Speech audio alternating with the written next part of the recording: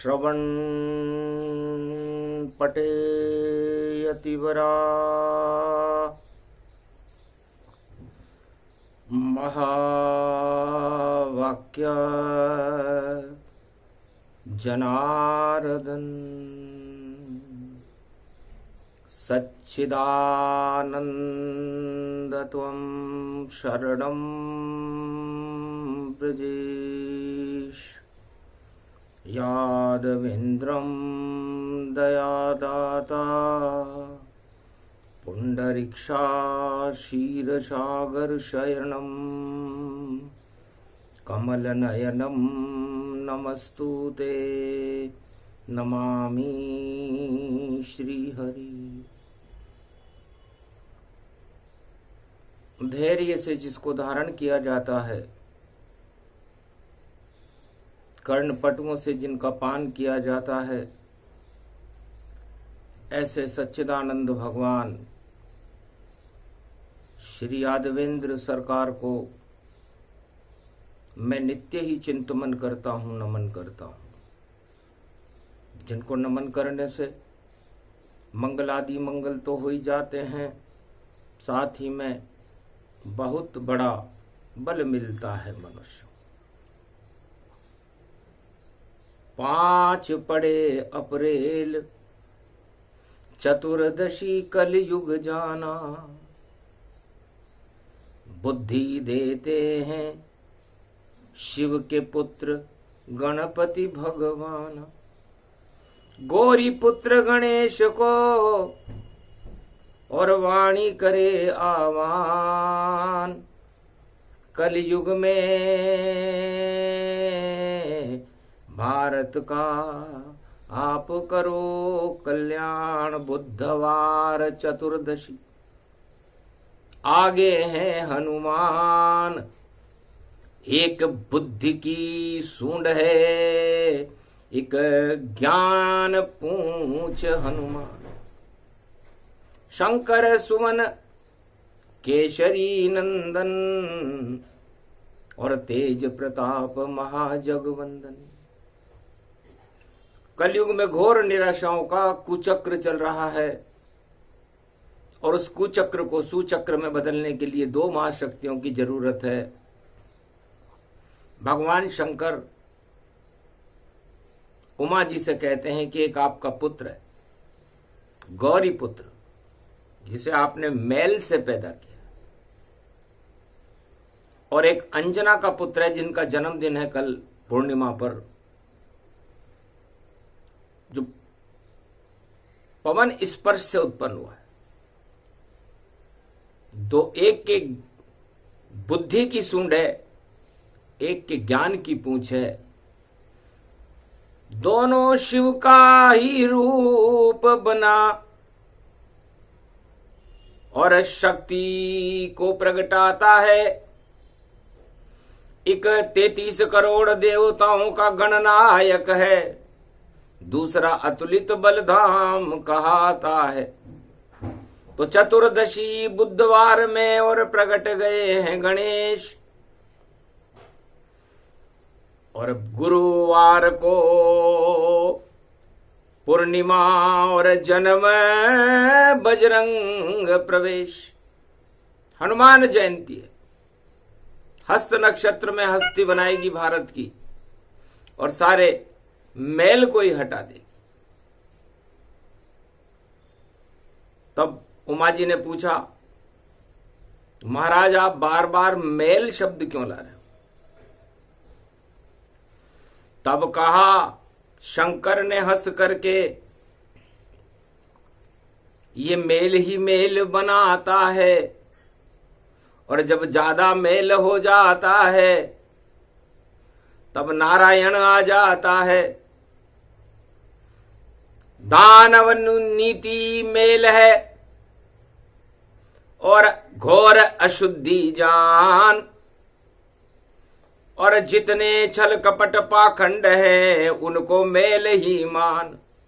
भ्रष्टाचार मेल ही जानो, आतंकवाद हिंसा सब जानो। ये तो सारे मेल हैं, इसे हटा सके नहीं कोई।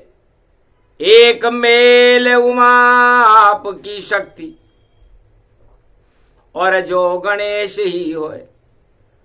आपने चारों युगों की दानव नीति को समझ लिया था, सारे मेल को समझ लिया था। और मैं समाधि में था और आप चाहती थी कि मेल हटाने के लिए कोई शक्ति पैदा करनी चाहिए, और आखिर आपने कर दिया, गजब का किया कमाल। और मेल से पैदा हो गया कैलाश पे गणपति लाल। तो नारायण की शक्ति थी आदि सनातन गणेश, और त्राटक करके मेल से और करवाया कैलाश प्रवेश। तो शुक्ल पक्ष भादो की चौथ थी, और जन्मा लाल गणेश। सारे मेल हटा देता है चारों युग में गणेश। तो संसार की चारों युगों की मेल शक्तियों को, जो दानव शक्तियां इस मेल में होती है, अशुद्धि को कहते हैं उसे। तो जिसमें भी अशुद्धि पैदा हो जाए, चाहे वो ब्राह्मण हो, क्षत्रिय हो, वैश्य हो, या किसी भी जाति का हो, तो उसकी तुलना मेल से की जाती है। और मेल दानवता का प्रतीक है, और मेल को सब हटाना चाहते हैं। चारों युग में ऐसा कोई नहीं जो मेल नहीं हटाता है, चाहे दानव हो या मानव हो या पशु पक्षी कहलाता है। नर नाग किन्नर गंधर्व कोई सब अपना मेल हटाते हैं। जब तक हटता नहीं मेल तब तक सभी दुख पाते हैं। तो रोजाना स्नान से हट जाता है मेल, कलयुग में भी मेल का शुरू हो गया खेल।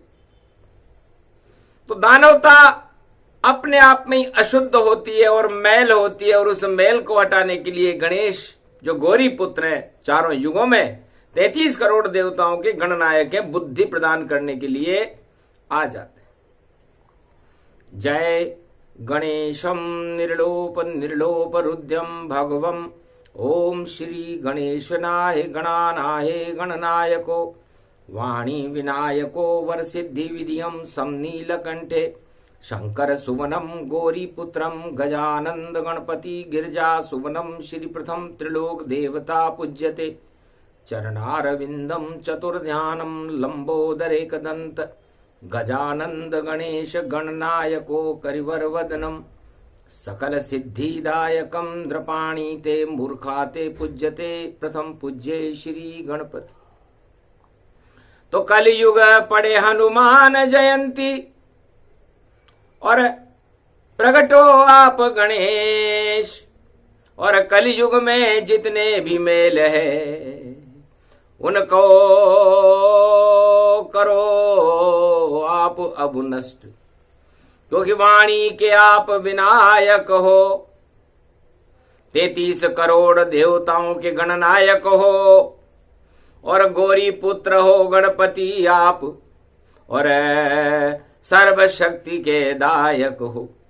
वाणी भी आपका कलयुग में, और अब आह्वान दिखाती है भारत की रक्षा करने को गणपति नाथ बुलाती है।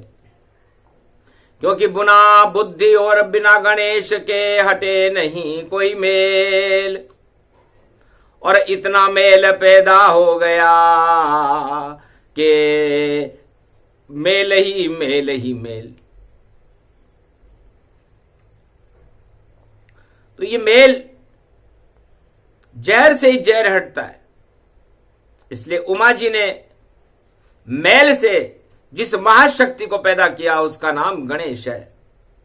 और चारों युगों में त्रिलोक के सारे मेल को हटाने के लिए गणेश जो गणनायक हैं, वाणी के भी विनायक हैं, सबसे पहले हर शुभ काम में जिनका आह्वान किया जाता है, चाहे कोई भी शुभ कर्म करे पहले गणपति बुलाना है।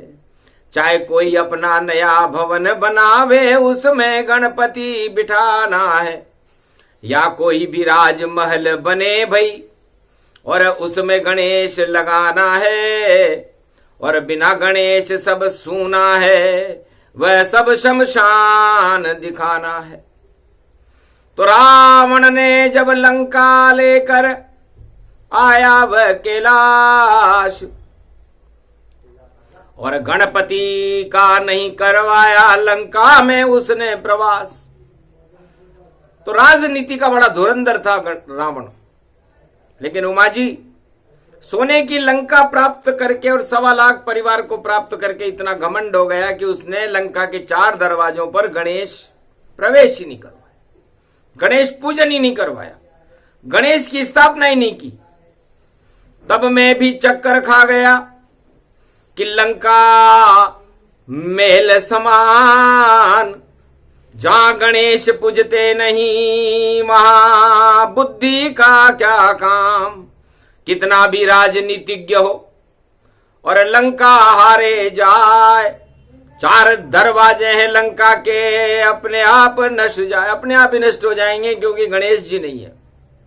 चाहे शादी हो, ब्याह हो, गृह प्रवेश हो, या कोई भी शुभ काम हो, या कोई ग्रंथ लिखा जा रहा हो, सबसे पहले हमें गणेश का पूजन करके और गणेश का प्रवेश करवाना चाहिए, वरना कितना भी शुभ काम हो अशुभ हो जाता है। और कलयुग में भी भवन बना, इतना सुंदर बन पाया, पर जब तीसरी दृष्टि से शिव ने देखा तो नजर गणेश नहीं आया। भारत में वो भवन था, नहीं था उसमें गणेश। हंसने लगे भोले शंकर, निश्चित आवे कलेश, क्योंकि जिस भवन में गणपति होते नहीं वह भवन शमशान दिखाता है, और प्रेतवास होता उसमें भगवान वहां नहीं आता है। लाख हीरे पन्ने लगा लो और जड़ लो तुम पुखराज, फिर भी भैया नहीं सजेगा भवन तुम्हारा ताज। उस भवन में कोई भी ताज नहीं सज सकता, क्योंकि गणेश नहीं है। कलयुग चल रहा है। तो भगवान विष्णु से लक्ष्मी जी ने पूछा, महाराज क्षीर सागर में मेल कहां है, और आप मेल को कैसे हटाते हो? तब कहा, बड़ी चतुर हो लक्ष्मी तुम, और मुझसे पूछ रही ज्ञान, और क्षीर सागर में मेल का और यहां नहीं कोई काम। ये तो है बैकुंठ और संतों का भवन, इसे जान। यहां नहीं कोई भोग है, यहां रहते हैं भगवान। इसलिए हम मेल को दबा करके रखते हैं। मेल तो होता है। लक्ष्मी जी आप अपना मेल खोल करके कहां रखती हो? क्योंकि क्षीर सागर में तो आप डाल नहीं सकती। चक्कर खा गई लक्ष्मी जी, महाराज प्रश्न मेरा था, पर आप ही मुझसे उत्तर पूछ रहे कि लक्ष्मी जी मेल कहां रखा।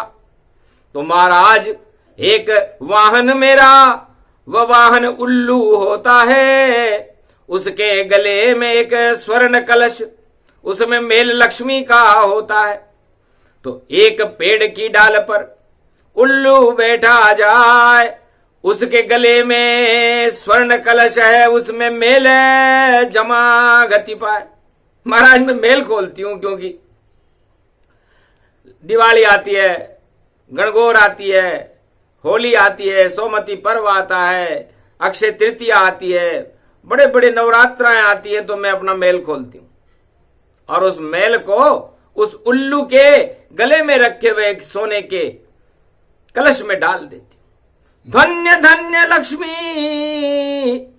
विष्णु भी खुद चकराया है, और तुम चरण चापती हो मेरे, पर दिमाग बड़ा यहां पाया है। सागर सुता हो लक्ष्मी तुम, और रखती बड़ा दिमाग। अरे मेल खोल कर उल्लू के गले में डाल रही रे चुपचाप। फिर इस मेल का क्या करती हो? महाराज आपकी पत्नी हूं और आपको कोई नहीं बुलाता है, और सारा जगत लक्ष्मी के पीछे मंत्र जाप कर जाता है। सबको सत्ता चाहिए, सबको लक्ष्मी भान। सारे जगत में चारों युग में लक्ष्मी बड़ी महान। अब महाराज कोई लक्ष्मी लक्ष्मी करने से या कोई भी विष्णु विष्णु करने से कोई अपनी अर्धांगिनी किसी को दे सकता है?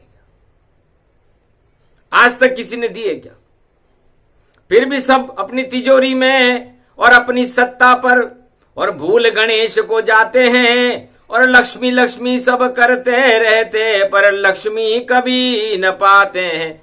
चाहे भ्रष्टाचार से लक्ष्मी को और काल तिजोरी लाते हैं, पर वह सब लक्ष्मी नष्ट होए और खुद भी क्षय हो जाते हैं। तो रावण मुझको लूट कर और ले गया वाट अशोक, और लंका ही सब जल गई और कोई नहीं सका रोक। तो महाराज लक्ष्मी भी कभी लूटती है क्या? नकली लक्ष्मी लूटती है। तो मैं दिवाली पर उल्लू को कहती हूं कि भाई जाओ, अमावस्या की अंधकार की रात है, इसको भारत में कम डालना और सारे विदेशों में डाल के आ जाओ इस मेल को। तो यही मेल लक्ष्मी बने और विदेश चमकाए। भोग और सुरा सुंदरी और विदेश जगमाए। तो सारे विदेश में भगवान तो कहीं होते नहीं है, ये सारी लक्ष्मी भोग और सुरा सुंदरी में चली जाती, खुद भी नष्ट, परिवार नष्ट और देश नष्ट हो जाता है।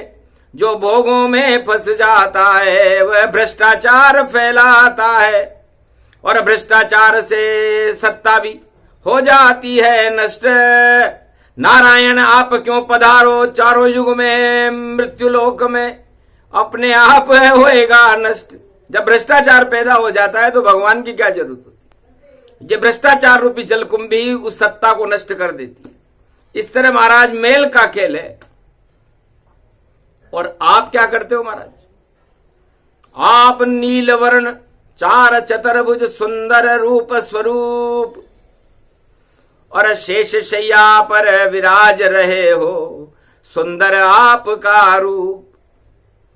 तब बोले विष्णु मन मुस्काई और घन घमंड वाहन को बनाई।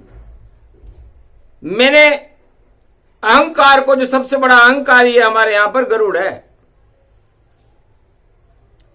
इससे बड़ा अहंकार किसी के पास भी नहीं है चारों युगों में। न हिरण्याकश्यप के पास था, न हिरण्याक्ष के पास था, न रावण के पास था, न दुर्योधन के पास था, न धृतराष्ट्र के पास था, न कंस के पास था, न जरासंध के पास था, न किसी भी दानव और मानव और देव शक्तियों के पास इतना घमंड नहीं था जितना घमंड विष्णु लोक में गरुड़ जी के पास होता है। कलयुग का तो राजाओं का तो कहना ही क्या, वो तो मक्खी मच्छर जानिए, जुगनू जैसा स्वरूप।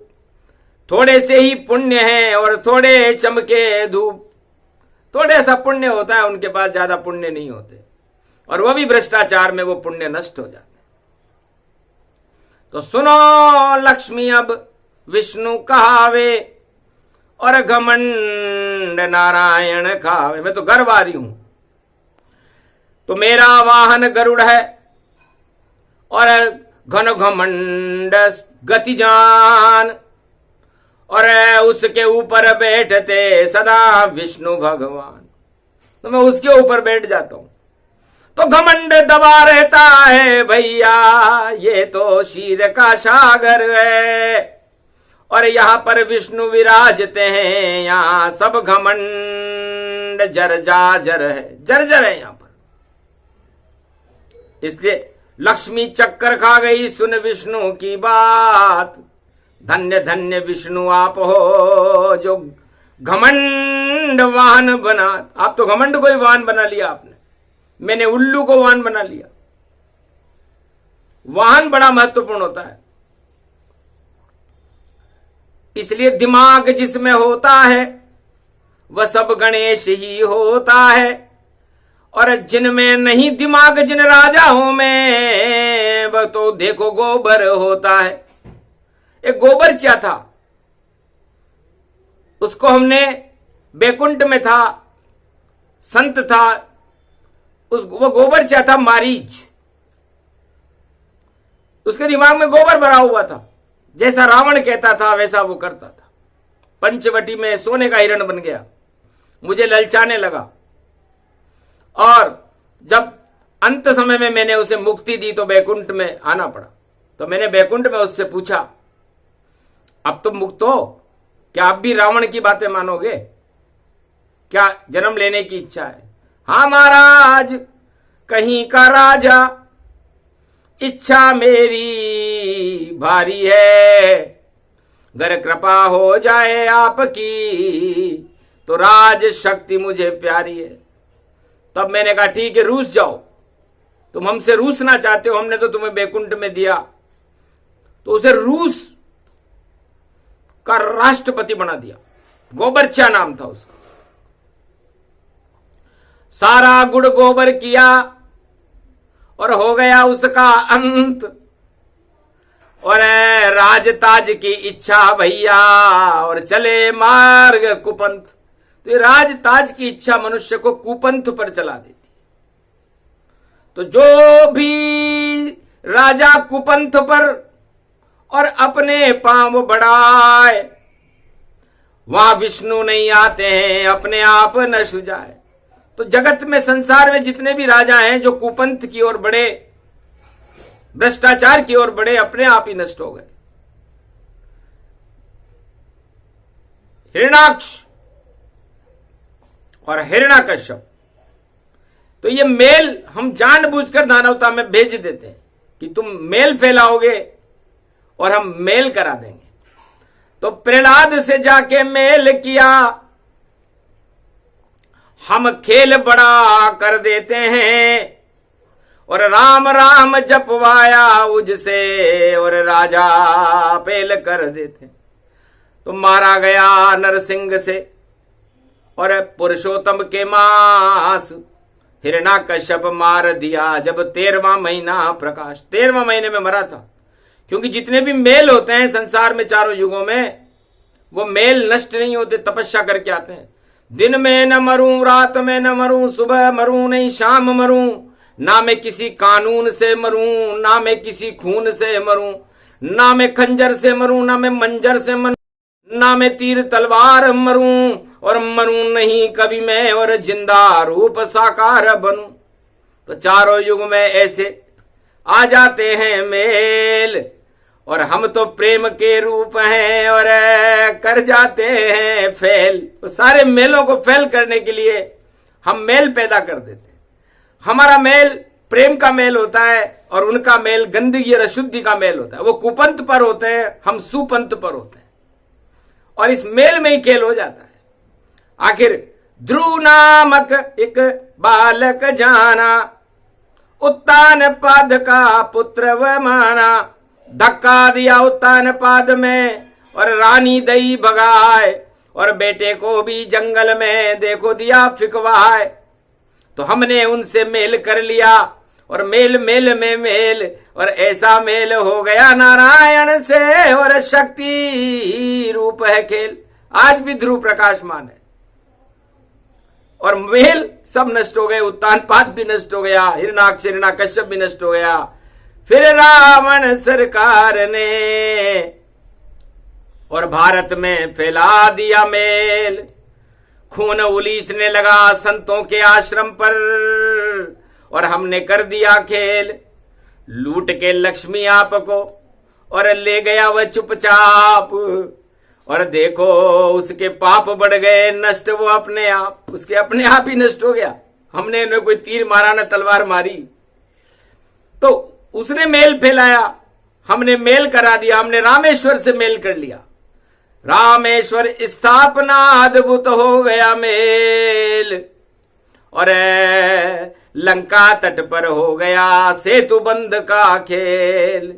अरे शिव जी बंध गए प्रेम में और हमने कर लिया उनसे मेल, पल भर में ही रावण का खत्म हो गया खेल। बड़ी तपस्या करके आया था, दिन में न मरूं, रात में न मरूं, सुबह मरूं नहीं शाम मरूं। हर युग में ऐसा मेल करके आते हैं लोग। ऐसा एक धृतराष्ट्र था द्वापर में, उसने 18 अश्वनी सेना से मेल फैलाने के लिए भारत में बुला लिया कि मेरी सत्ता कायम रहना चाहिए। कांधार से शकुनी आ गया, बड़े बड़े अरब कंट्री से, अमेरिका से, रूस से बड़ी बड़ी विश्व की सेनाएं आ गई। लेकिन हमने मेल और पांडव किया तमाम, और गीता ज्ञान का कर दिया हमने अमृत पान। हमने भी मेल करा, पांडवों से मेल कर लिया, और पांडवों से मेल होने के बाद खेल हुआ और 18 अक्षौणी सेना कुरुक्षेत्र मैदान में समाप्त हो गई। तो हम कमल हैं और आप कमल पर विराजमान रहती हो, कमलासन पर। तो देखो भाई, क शब्द बड़ा महत्वपूर्ण है। कर्मण्येवाधिकारस्ते मा फलेषु कदाचन। और नारायण विश्व का भरण पोषण करते हैं, तो कर्मों की प्रधानता तो नारायण को भी भोगनी पड़ती। कर्म प्रधान विश्व करी राखा, और जैसे कर्म वैसे फल चाखा। तो कमल में एक गौरवान्वित शब्द है, और ये कर्मों की प्रधानता को दिखाता है। यदि आपके शुभ कर्म होंगे तो आप नारायण के कृपा पात्र बन जाओगे, और यदि आप कह के बाद मल आता है और आपके अशुभ कर्म होंगे और मेल ही मेल होगा, तो फिर वह मेल भगवान विष्णु नष्ट कर देते।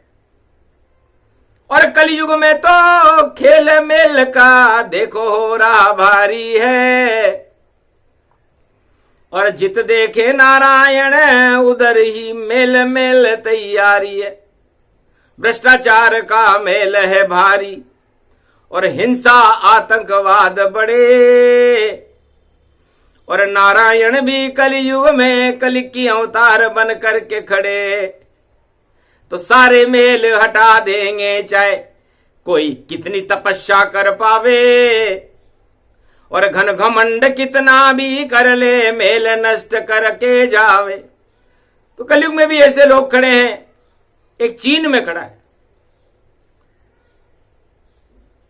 जैसे जिंद होता है, जिंद कहता है, भूत कहता है मैं कभी मरता नहीं हूं। तब मैंने एक जिंद से पूछा कि आप जिंदे हो? तब उसने कहा नहीं महाराज मैं तो मर गया। तो फिर आप क्या करोगे? फिर मैंने एक भूत से पूछा आप जिंदे हो? नहीं महाराज मैं तो भूत हो चुका, मर चुका।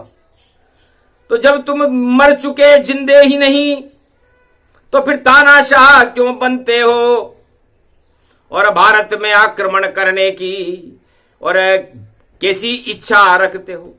तुम तो जिंदे हो नहीं और बना लिए रे कानून, और ऐसे खड़े हो कलयुग में जैसे खड़ा जुनून।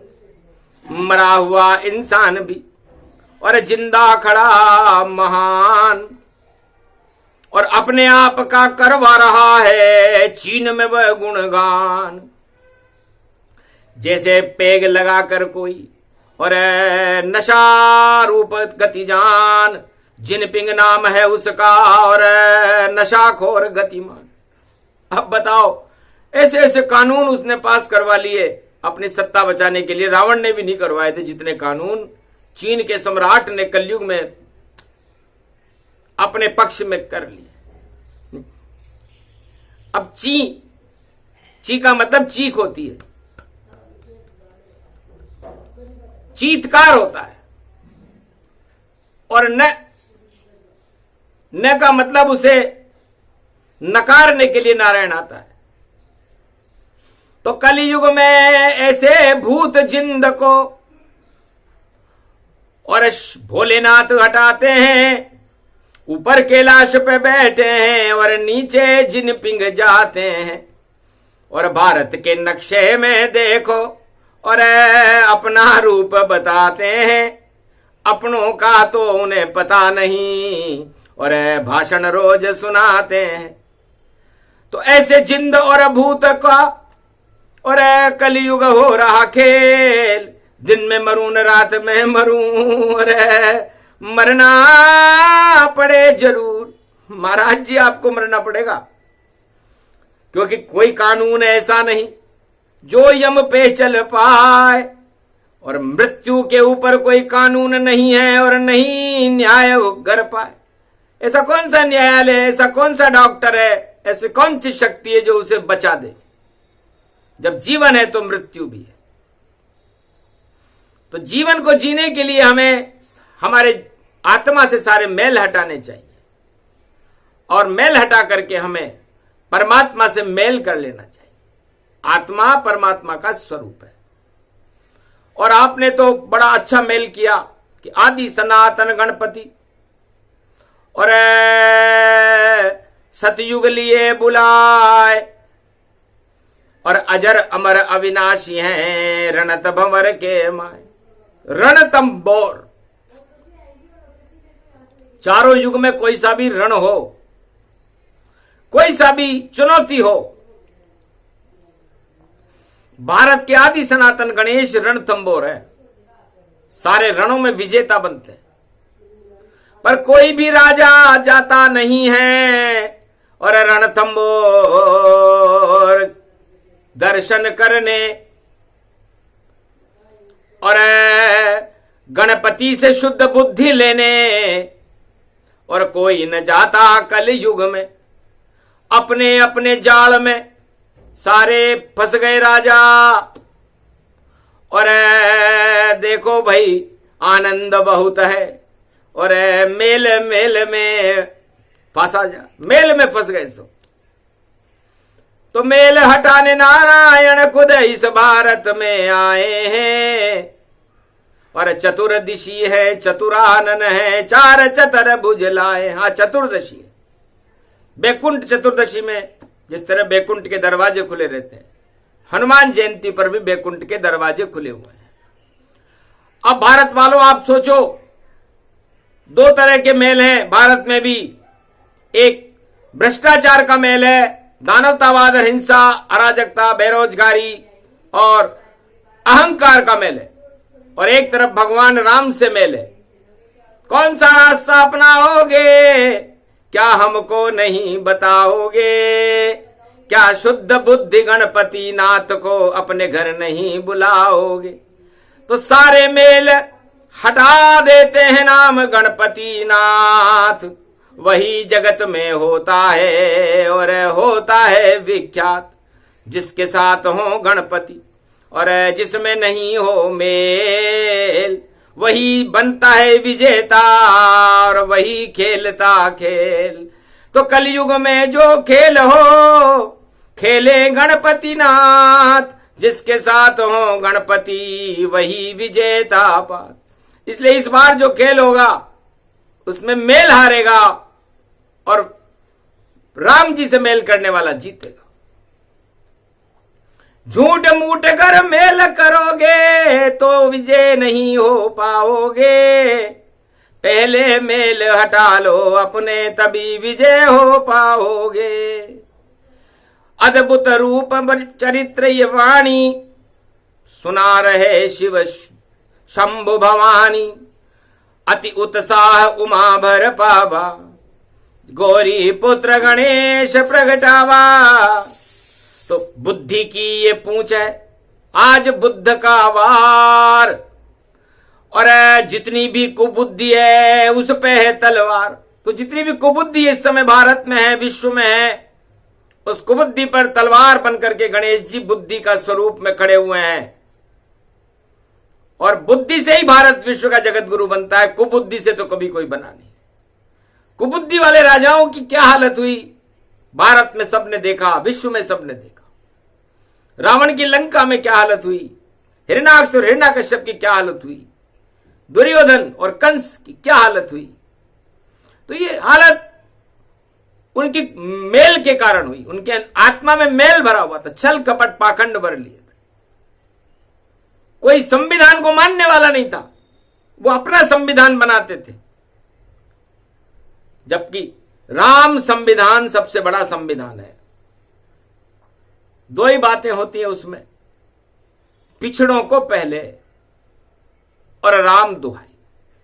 और जैसा आप अपने साथ चाहते हो वैसा दूसरों के साथ करो। अब इन 3 बातों को मानने में किसको क्या आपत्ति है? कौन सी जाति यहां पर आई, कौन सा धर्म आया? पिछड़ा कोई जाति नहीं, पिछड़े में जो पिछड़ रहा हो, चाहे वो ब्राह्मण हो, चाहे वो क्षत्रिय हो, चाहे वो वैश्य हो, चाहे वो छोटी जाति हो, यदि वो पिछड़ रहा है तो उस राजा का कर्तव्य है कि वे देखे कि इनके पिछड़ने का कारण क्या है, ये पीछे क्यों रह रहे हैं। क्या अशिक्षा है, क्या गरीबी है, क्या अंधविश्वास है, क्या अज्ञानता है, क्या इनके पास अच्छा स्वास्थ्य या भोजन भी है कि नहीं है। अब ये तो राजा देखते नहीं और करते फालतू बात, और इधर उधर की बात करे और खा जाते हैं मात। इसलिए पहले तो ये नियम बनाओ कि हम जब भी राजा बनेंगे तो प्रजा के मुद्दों पर बात करेंगे, न कि इधर उधर की बातें। समय बर्बाद होता है भाई, और राजमहल मजाक बनता, और जब जब ऐसा होता है तो नारायण अवतार बनता। तो कलयुग में अवतार बन गए नारायण भगवान। सारे जगत में उड़ रही मजाक हो रहा असम्मान, राजमहल का असम्मान हो रहा है, सब जगह मजाक उड़ रहा है। बड़े बड़े राष्ट्राध्यक्ष जेल में जा रहे हैं, चाहे रूस हो या अमेरिका या चीन रूप या पाक होए, नापाक होए या अरब होए या देखो कोई देश होए, कानून के सामने और खड़े हैं सिर को झुकाए। ऐसा काम क्यों किया है आपने जो खुद ही रहे शर्माए? आपने ऐसा काम क्यों किया जिससे आप और सारे जगत को और सारे संसार को और सारे उस देश वासियों को शर्म आती है कि हमारा राजा ऐसा करता था। तो राजा को किसी को प्रोत्साहित नहीं करना चाहिए, चाहे किसी भी देश का राजा हो, उसके लिए तो प्रजा बड़ी है, चाहे उसका परिवार भी क्यों ना हो, उसका मित्र भी क्यों ना हो, उसका दुश्मन भी क्यों ना हो, वो सबके साथ न्याय करे, किसी को बचाने का प्रयास न करे।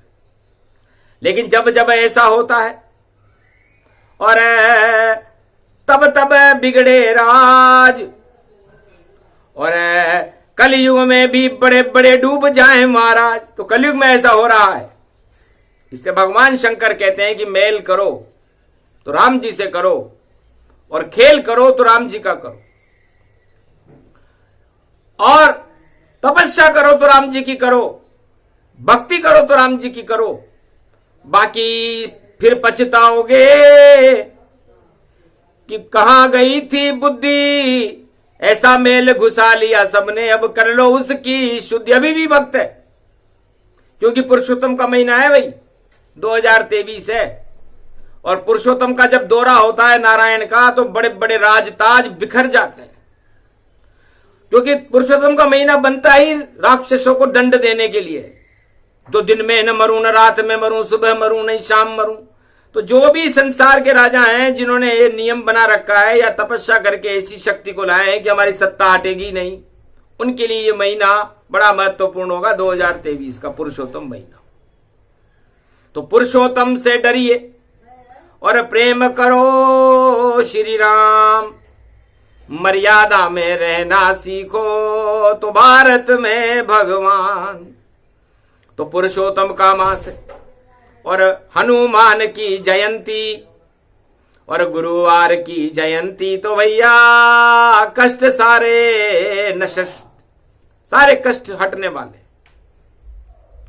क्योंकि हनुमान जयंती भारत में और हस्त नक्षत्र में आती हो, और सत्यनारायण की शक्ति भारत में वह प्रगटाती हो, तो भारत ही भगवान बनेगा और भारत भवन श्री राम, और भारत ही विश्व का जगत गुरु, बाकी सब बदनाम। तो बदनामी मत पालिए और इसको देवो हटाए। जितने मेल हैं 1.25 अरब में, उनको आप तुरंत भगाए। आज से ही संकल्प कर लो सवा अरब भारतीयों कि हमारे अंदर कोई चींटी बराबर भी मेल हो, क्योंकि चींटी बराबर भी दही 100 किलो दूध को फाड़ करके दही बना देता है। इसे दही बनने का प्रयास मत करो, फिर दही दूध नहीं बनता, इसलिए फिर तो उसका परिणाम आ जाता है कि भाई दही बन गया है। इससे दही नहीं, सही बनो, और सही बनने के लिए अपने आत्माओं से मेल को हटाओ और फिर खेल प्रारंभ करो, क्योंकि छुप करके जो खेल करे वह रावण जैसा होता है। वीर घातनी मारी छुप कर मेघनाद खुद रोता है।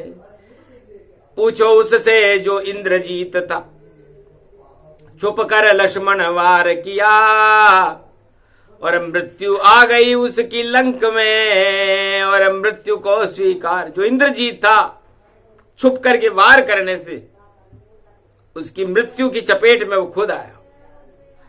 रावण सीता को नहीं लूटता तो मृत्यु की चपेट में नहीं आता, इसलिए उन मेल ही मेल था लंका में। इसलिए आप मेल को हटाइए और राम जी से मेल प्रारंभ कीजिए। अद्भुत रूप प्रसंग है और जिसे शिवजी रहे सुनाए। मेल हटा लो भारत वालों और राम से मेल लगाए। तो कल तो है हनुमान जयंती, रहो सत्य के साथ, भारत में ही आएंगे और देखो कलंकी नाथ। घर फिर आपने नहीं हटाया अपना मेल तो वह खुद आके हटा देंगे, और जितने दानव मेल शक्तियां सबको यहां घटा देंगे। तो घटा छाएगी कल की भगवान की, और गदा लेकर हनुमान शक्ति आएगी।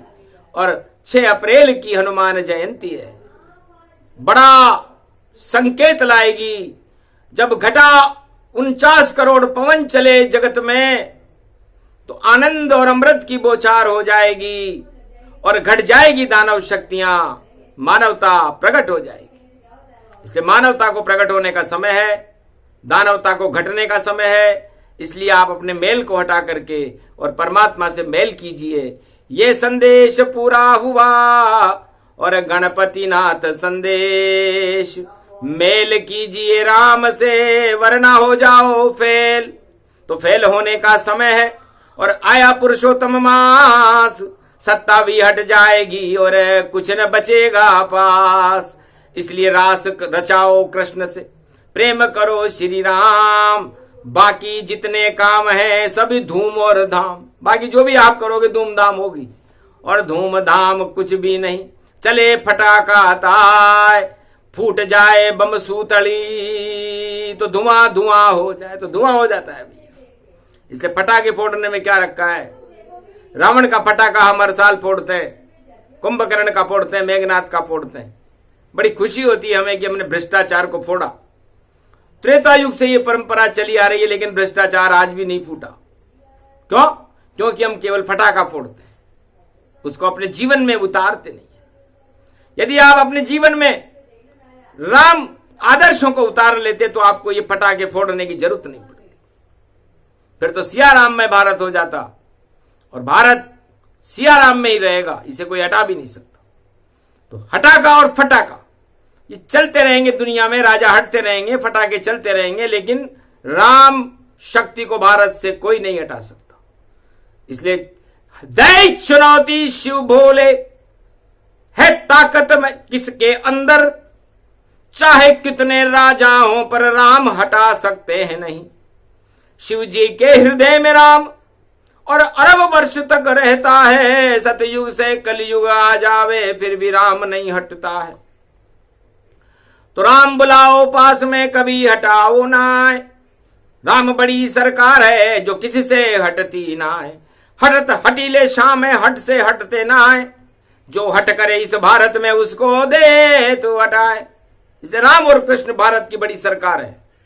इन सरकारों को चारों युगों में कोई नहीं हटा सकता।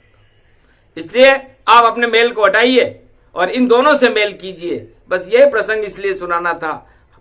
गुरुवार हनुमान की जयंती प्रसंग भोलेनाथ सुनाएंगे और ऐसा अमृत बरसावेंगे कि किस की वाणी गाएंगे। किस वाणी कभी आपने सुनी नहीं होगी, तो किस भाषा की वाणी का विशेष प्रसारण कैलाश पर्वत मानसरोवर से भारत की रक्षा के लिए 6 अप्रैल को संपूर्ण विश्व के लिए किया जाएगा।